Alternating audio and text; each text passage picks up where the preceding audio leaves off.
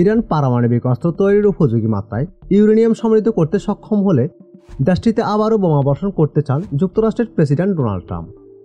স্থানীয় সময় শুক্রবার 27 জুন হোয়াইট হাউসে এক সংবাদ সম্মেলনে একথা বলেছেন তিনি। 21 জুন ইরানের 3টি পারমাণবিক স্থাপনায় বোমারু বিমান ব্যবহার করে হামলা চালায় যুক্তরাষ্ট্র। ওই হামলার পর তেহরানের পরমাণু অস্ত্র তৈরির আকাঙ্ক্ষা যদিও দমানো না যায়, তাহলে ট্রাম্প নতুন করে হামলার কথা বিবেচনা করবেন কিনা সংবাদ সম্মেলনে এমন প্রশ্নের জবাবে মার্কিন প্রেসিডেন্ট বলেন, অবশ্যই এটি প্রশ্নাতীত। ইরানে 13 জুন হামলা চালায় ইসরায়েল। এরপর থেকে টানা 12 দিন ধরে দুই দেশের মধ্যে পাল্টাপাল্টি হামলা চলে। এই সংঘাতে ইরানের সর্বোচ্চ নেতা বাজেভাবে মার খেয়েছেন বলে সংবাদ সম্মেলনে উল্লেখ করেন ট্রাম্প। যুক্তরাষ্ট্রের মধ্যস্থতায় 13 জুন ইরান ইসরায়েল যুদ্ধবিরতির বিষয়ে তিনি বলেন, সংঘাত থামানোর জন্য সেটি ছিল উপযুক্ত সময়।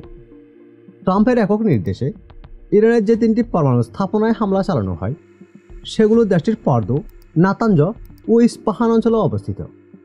ওই হামলা চালাতে যুক্তরাষ্ট্রের B-2 স্টেলথ বোমারু বিমান ব্যবহার করা হয়।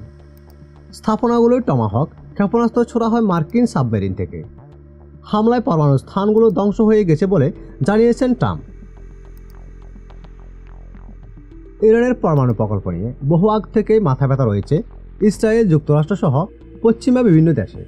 তাদের অভিযোগ, পরমাণু প্রকল্পগুলোর শান্তিপূর্ণ ব্যবহারের কথা বলে আড়ালে পরমাণু অস্ত্র তৈরির দিকে এগোচ্ছে তেহরান। এই অভিযোগ তুলে 13 জুন ইরানে হামলা শুরু করে ইসরায়েল। তবে এই অভিযোগ বরাবরই নাকচ করেছেন ইরানের নেতারা।